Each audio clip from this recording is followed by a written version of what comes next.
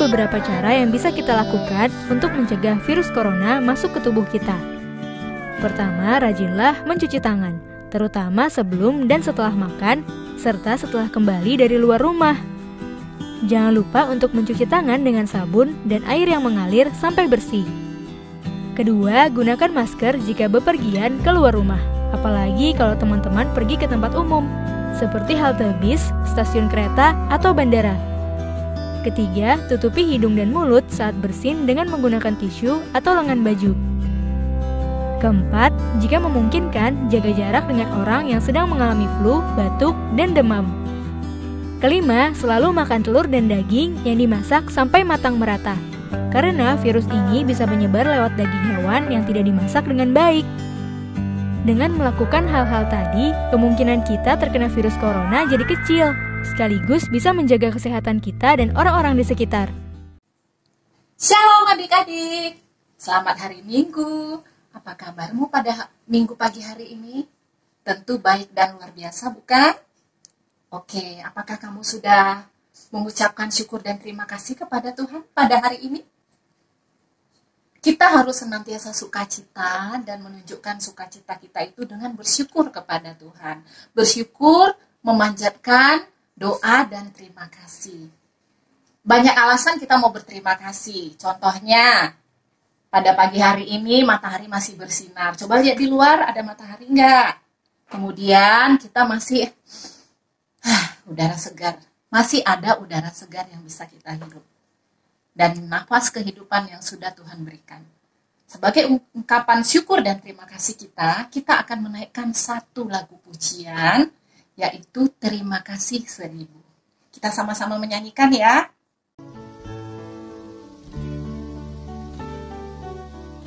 Surya bersinar, udara segar, terima kasih. Di tepi pantai, ombak berderai, terima kasih.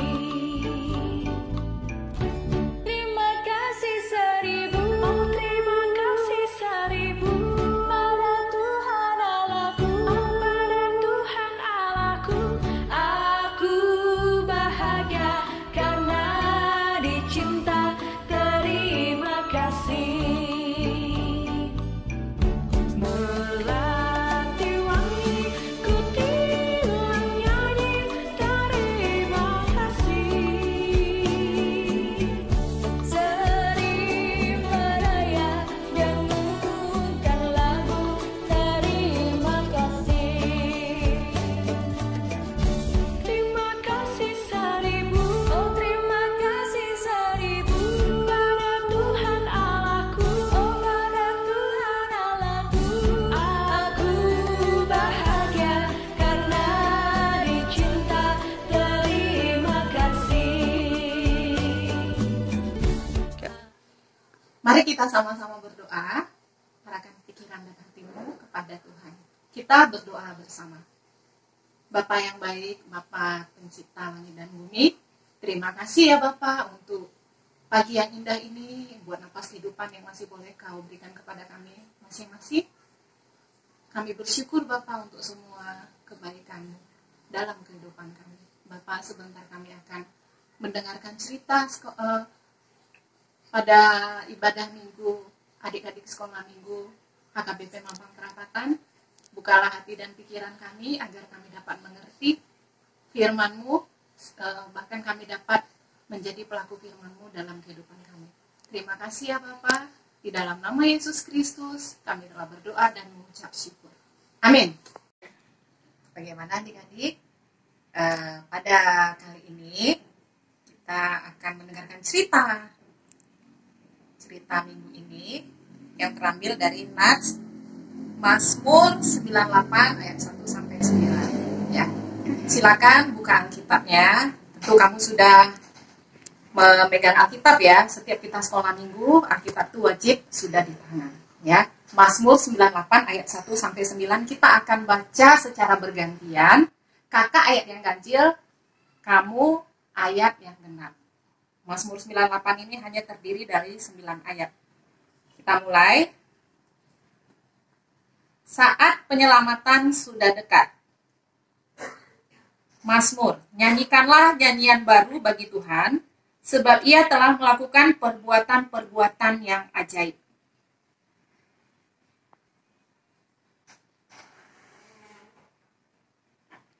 Ayat 3, Tuhan telah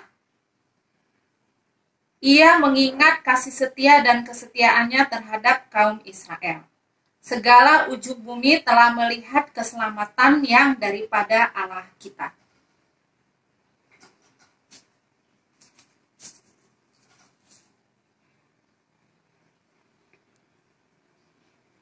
Ya, ayat 5, bermazmurlah bagi Tuhan dengan kecapi dan lagu yang nyaring.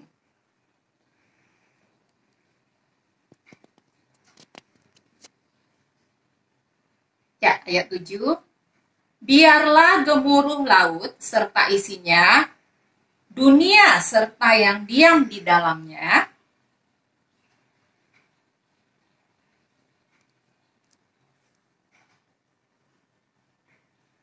Ya, ayat yang ke-9 yang terakhir, di hadapan Tuhan, sebab Ia datang untuk menghakimi bumi. Ia akan menghakimi dunia dengan keadilan dan bangsa-bangsa dengan kebenaran. Ya, ini adalah cerita kita pada minggu hari ini dengan tema sukacita. Ya, kalau kita lihat tadi yang telah kamu baca, ayat yang keempat, bersorak-soraklah bagi Tuhan, hai seluruh bumi. Bergembiralah, bersorak-soraklah, dan bermazmurlah. Ya, itu adalah kita harus bersukacita. Kemudian kita lihat ayat 3 tadi, Ia mengingat kasih setia dan kesetiaannya terhadap kaum Israel. Ya, jadi kita bersorak-sorai, kita bersukacita. Kenapa sih harus bersukacita, harus bersorak-sorai? Apakah memang harus ada alasannya kita bersukacita? Atau memang ada alasannya ya kita bersukacita? Ada alasannya. Kenapa disebut di sini kesetiaannya terhadap kaum Israel? Ada cerita sejarahnya. Ada di Alkitab ceritanya. Tapi supaya kamu lebih gampang mengerti, ceritanya itu ada dalam bentuk video yang akan ditayangkan berikut ini. Perhatikan ya dengan cermat. Cerita tentang pembuangan bangsa Israel di Babel. Mari kita saksikan bersama-sama.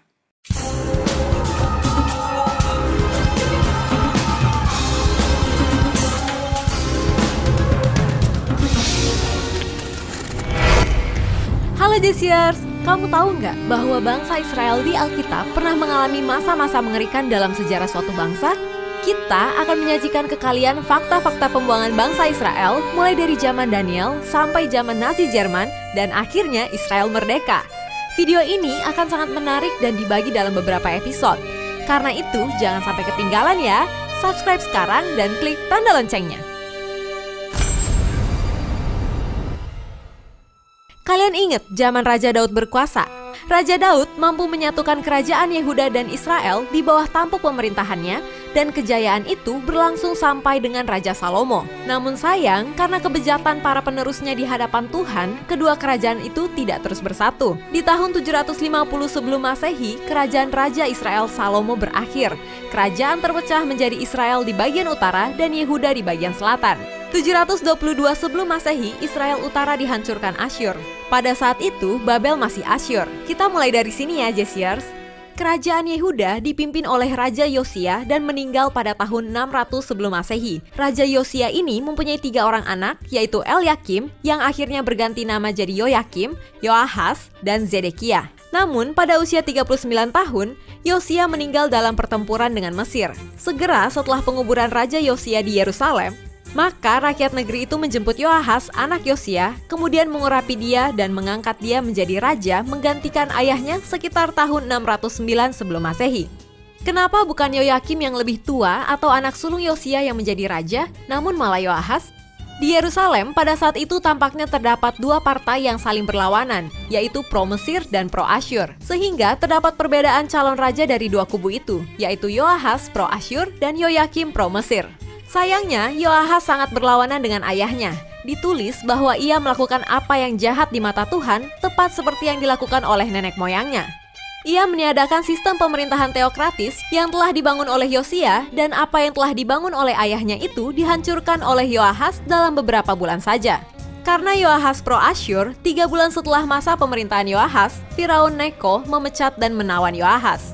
Firaun Neko mengurung dia di Riblah, di tanah Hamat, supaya jangan ia memerintah di Yerusalem. Lalu Firaun Neko mengangkat kakaknya, Elyakim atau Yoyakim, menjadi Raja Yehuda yang membebani bangsa Yehuda untuk membayar upeti. Yoahas ditawan oleh Neko dan dibawa ke Mesir, kemudian mati di sana. Di tahun keempat pemerintahan Yoyakim, di sekitar 609 sampai 598 sebelum Masehi, Yerusalem diserang oleh Nebukadnezar II. Tahun 605 sebelum Masehi, disinilah dimulainya pembuangan pertama, yaitu orang-orang pintar dan terpandang termasuk Daniel dan teman-temannya.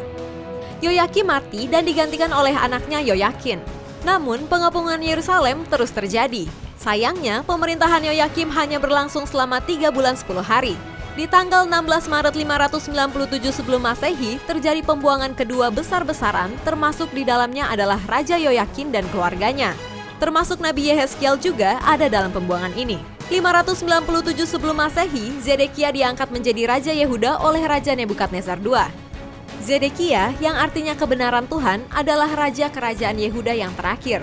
597 sampai 586 sebelum Masehi. Ia putra bungsu Yosia dan dinobatkan oleh Nebukadnezar ketika keponakan laki-lakinya, Yoyakin, diturunkan dari tahta dan dibawa ke Babel bersama putra-putra terbaik kerajaan Yehuda. Baik Nabi Yeremia maupun Yehezkiel tampaknya memandang Yoyakin sebagai Raja Yehuda terakhir yang sah. Namun Raja Zedekia mengadakan pemberontakan kepada Babel, bahkan meminta bantuan dari Firaun Mesir, dan akibat dari pemberontakan tersebut terjadi pengapungan lagi oleh negara Kasdim dan Bait Allah dihancurkan rata dengan tanah. Sekitar bulan Juli atau Agustus 586 sebelum Masehi, Raja beserta keluarganya serta rakyat Israel diangkut lagi ke pembuangan ke tanah Babel. Inilah pembuangan ketiga. Jarak antara Israel dan Babel sekitar 800 km. Beberapa puluh tahun berlalu, bangsa Israel ada dalam pembuangan di tanah Babel.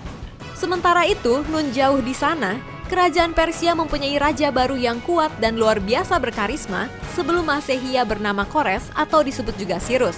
Kores atau Kurus, nama Persianya, dalam bahasa Inggris Cyrus, dilahirkan sekitar tahun 576 sebelum Masehi di provinsi Persis, kini dikenal sebagai Fars, di barat daya Iran. Daerah ini saat itu merupakan provinsi kerajaan Media. Kores berasal dari keturunan penguasa lokal yang merupakan bawahan Raja Media. Menurut suatu legenda, Kores sendiri sebetulnya adalah cucu dari Raja Media yang dibuang karena ramalan buruk kelahirannya akan menghancurkan Media. Si bayi Kores ini disembunyikan oleh salah seorang pengawalnya, Harpagus, dan kemudian dibesarkan. Seperti ramalan yang ada, ternyata terbukti akhirnya setelah dewasa, Kores menjadi Raja Persia Media. Pada malam tanggal 5 Oktober 539 sebelum Masehi, kalender Gregorius atau tanggal 11 Oktober kalender Julius, Raja Belshazzar menyelenggarakan pesta besar bagi 1000 pembesarnya seperti yang diceritakan pasal 5 dalam kitab Daniel. Daniel 5 ayat 1. Babylon pada waktu itu terancam oleh pengepungan tentara Kores dari Persia dan sekutunya dan Darius dari Media. Raja Belshazzar dalam pesta itu bertindak kurang ajar dan menentang Tuhan semesta alam dengan memerintahkan agar perkakas Bait Allah dikeluarkan dari tempat penyimpanannya dan digunakan dalam pesta tersebut. Seketika muncul tangan yang menulis di dinding. Daniel dipanggil untuk mengartikan artinya. Malam itu juga Raja Belshazzar terbunuh. Imperium Neo-Babilonia berakhir sudah. Tentara Persia Media di bawah kepemimpinan Darius merebut kota tanpa harus bertempur. Pada tahun 539 sebelum Masehi, Babel jatuh ke tangan Persia Media. Memang tidak ada yang abadi. Hampir 70 tahun setelah pembuangan pertama, Babel yang besar itu bisa kalah dan direbut oleh kerajaan Persia Media. Tahun 537 sebelum Masehi, mulai terjadi pemulangan bangsa Israel. Kores yang agung atau Cyrus II meninggal tahun 530 sebelum Masehi dan digantikan oleh anaknya Kambises II. Namun usianya tidak panjang. Raja Kambises II meninggal di tahun 522 sebelum Masehi tanpa punya anak dan digantikan oleh saudaranya Raja Bardia. Sejarah mencatat akhirnya Bardia meninggal tanpa diketahui sebabnya, meskipun ada sumber sejarah yang mengatakan bahwa Bardia dibunuh oleh 6 orang termasuk Darius. Selanjutnya, Kekaisaran Persia dan Media bersatu di bawah Darius I atau Darius yang Agung. Orang-orang Israel mulai dipulangkan kembali ke Yerusalem sejak pemerintahan Raja Kores atau Sirus II dan dilanjutkan sampai dengan masa Raja Artasasta atau sejak tahun 537 sampai 444 sebelum Masehi. Sejarah tidak berhenti, kerajaan tidak ada yang abadi. Kerajaan Persia Media runtuh di tahun 330 sebelum Masehi dan dilanjutkan dengan Kekaisaran Alexander the Great yang ternyata sudah ada dalam nubuatan di Alkitab. Ya, bagaimana adik-adik? Sudah lihat kan videonya? Itu adalah video itu mengisahkan tentang pembuangan bangsa Israel ke Babel. Yang mana pembuangan ini terdiri dari 3 kali ya. Ada pembuangan pertama itu pada 605 sebelum Masehi, yaitu pada masa pemerintahan Raja Yoyakim ya. Pada pembuangan ini termasuk orang-orang pintar juga ikut dibuang ya, Daniel dan kawan-kawan. Pernah kan dengar cerita tentang Daniel? Kemudian pembuangan kedua itu terjadi pada tahun 597 sebelum Masehi. Nah, ini pada masa pemerintahan Raja Yoyakim. Tadi Yoyakim, sekarang Yoyakim ya. Raja Yoyakim. Nah, pada pembuangan ini termasuk Nabi Yehezkiel itu ikut juga, terikut ke dalam peristiwa pembuangan ini ya. Dan keluarga Raja Yoyakim, anak istrinya. Kemudian ada lagi pembuangan yang ketiga, yaitu pada tahun 586 sebelum Masehi, yaitu pada masa pemerintahan Raja Zedekia. Nah, pembuangan ini seluruh keluarga raja beserta raja sendiri ikut ikut dibuang ke Babel ya. Jarak antara Babel dengan Israel, asal mereka pada waktu itu adalah 800 km. Nah, itu ditempuh dengan berjalan kaki. Pada waktu pembuangan ini banyak rakyat Israel itu, bangsa Israel itu yang tidak tahan ya. Ada yang mengalami sakit penyakit, ada yang tidak kuat sehingga meninggal dunia ya. Jadi sangat menderita, dan mereka juga di daerah pembuangan itu dijadikan budak ya. Kamu tahu kan budak itu adalah orang yang bekerja, orang yang bisa diperintah semena-mena tapi tidak digaji ya, tidak diberikan upah. Oke, nah kenapa sih bangsa Israel dibuang ke Babel? Nah, bangsa Israel dibuang ke Babel itu karena mereka itu tidak setia kepada Tuhan. Mereka melakukan, nenek moyang mereka juga melakukan yang jahat di mata Tuhan. Itu tertulis dalam 1 Tawarik 9 ayat 1. Di situ dituliskan bahwa bangsa Israel mengalami pembuangan ke Babel karena tidak setia. Ada tertulis itu ya. Jadi dari sini kita dapat melihat bahwa manusia itu sering tidak setia. Tapi Tuhan itu setia. Kenapa kita bilang Tuhan setia? Kamu lihat sendiri tadi kan di video itu. Walaupun mereka dibuang, mereka berdoa. Ya, mereka kemudian karena sudah menderita begitu, mereka berseru kepada Tuhan. Tuhan itu ingat akan janjinya. Tuhan itu setia kepada janjinya, sehingga dia memberikan jalan supaya bangsa Israel bisa kembali ke tanah asal mereka. Nah, pada saat diceritakan di situ bahwa Raja Babel itu akhirnya direbut oleh Raja Persia Media. Dan raja yang memerintah pada waktu itu, yaitu Raja Kores, dan penerusnya itu Raja Artasasta, itu mengadakan memulangkan bangsa Israel ke asal mereka. Yang mana pemulangan ini pun itu terdiri dari 3 babak ya. Pemulangan pertama, kedua, ketiga. Nah, pada waktu pemulangan itu bangsa Israel itu bersukacita. Mereka menaikkan madah. Madah itu adalah lagu baru. Kenapa lagu baru? Karena Tuhan itu ternyata setelah mereka mengalami penderitaan, Tuhan itu menyelamatkan mereka. Jadi itu adalah nyanyian baru. Ya.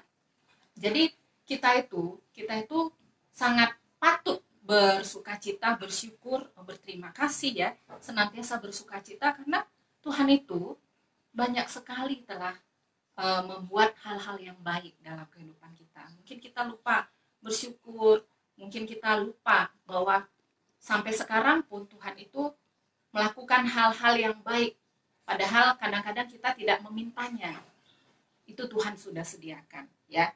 Jadi di sini apa yang kita ambil dari nats ini, ya, dari cerita minggu ini adalah bahwa kita harus senantiasa bernyanyi, memuji Tuhan, bersukacita, bersyukur, karena seperti yang tertulis di Alkitab, seperti yang sejarah telah mencatat tentang peristiwa pembuangan bangsa Israel di Babel, kita bersukacita karena Tuhan menyelamatkan.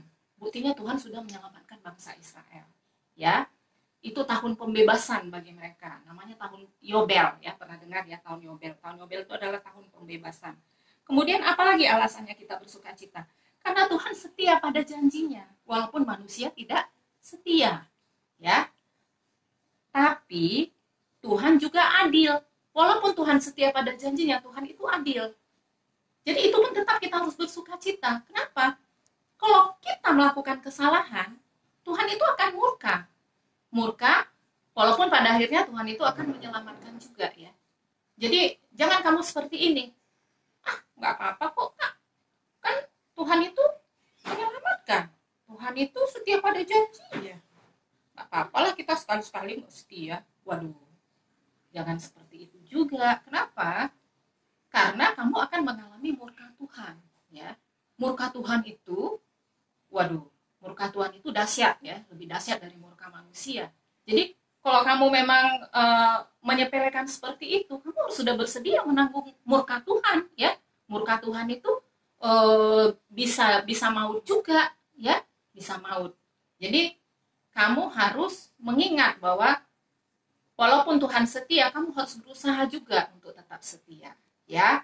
Jadi alasannya Tuhan menyelamatkan, Tuhan setia pada janjinya, Tuhan penuh kasih karunia, dan Tuhan itu adil. Tuhan adil, ya. Jadi setiap kesalahan itu pasti ada sanksinya, ya. Bukan di negara ini aja, bukan di kehidupan kita sebagai warga negara aja, setiap melakukan pelanggaran ada sanksinya. Ternyata Tuhan pun mengenakan sanksi kepada kita kalau kita melakukan pelanggaran, kalau kita melakukan hal yang jahat di mata Tuhan. Jadi seperti itu, ya, semangat, ya. Jadi kalau pada zaman dulu Tuhan itu mengirim nabi, ya, untuk mengingatkan, seperti mengingatkan nenek moyang bangsa Israel.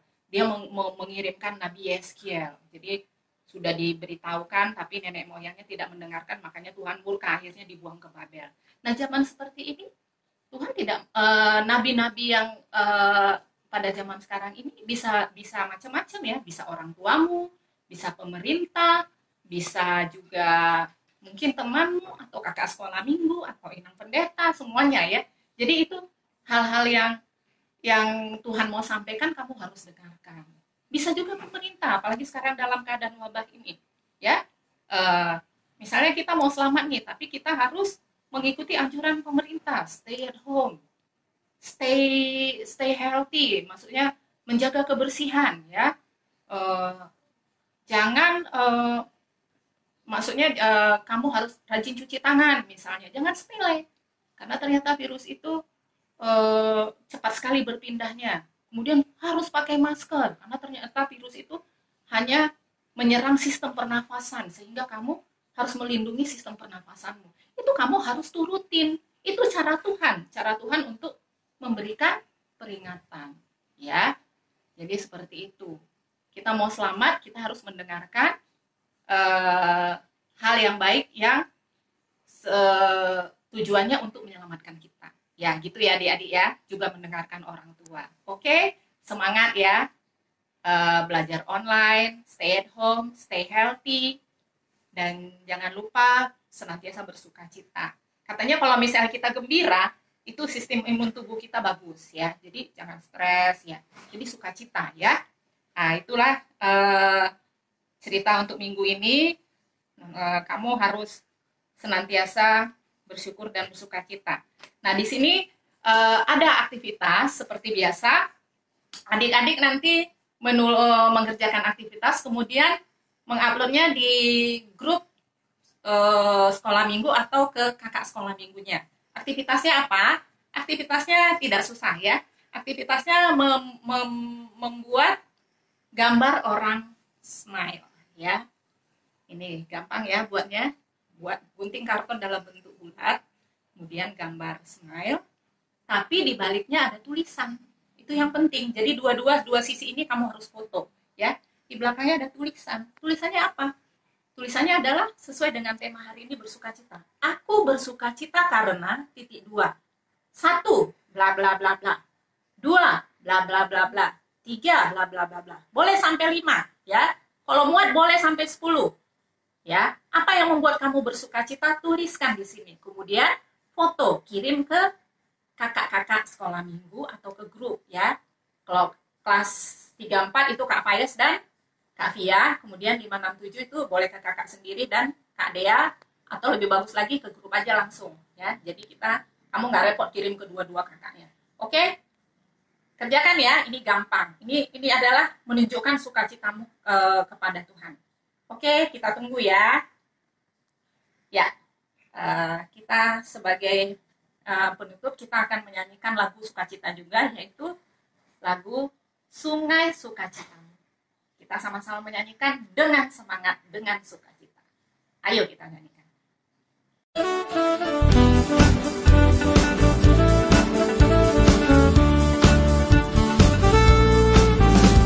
Sungai sukacitamu mengalir dalamku.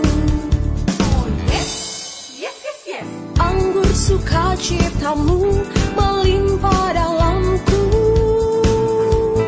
Ku menari dan bersuka, pujimu di setiap waktu, sebab sungai sukacitamu ada dalamku.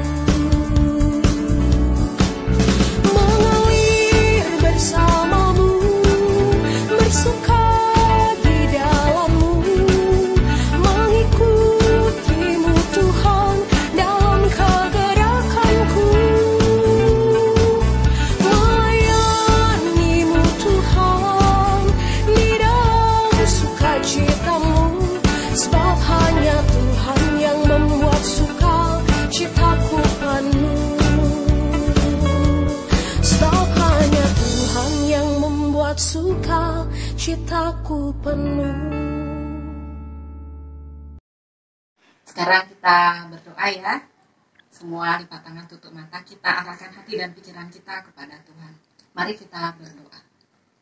Terima kasih Bapa untuk firman-Mu pada hari ini, di mana Engkau telah mengajarkan kami untuk senantiasa bersukacita, bersorak-sorai, bersyukur ya Bapa, untuk semua yang telah Kau lakukan, untuk penyelamatan yang telah Kau lakukan, untuk janji setia-Mu, untuk keadilan yang telah Engkau lakukan, untuk kasih karunia-Mu ya Bapa. Ajarlah kami supaya kami senantiasa menaikkan rasa syukur kami dan sukacita kami melalui lagu-lagu puji-pujian ya Bapa, sehingga kami dapat dengan semangat melakukan berbagai aktivitas dan kewajiban kami dan dapat berhasil dengan baik.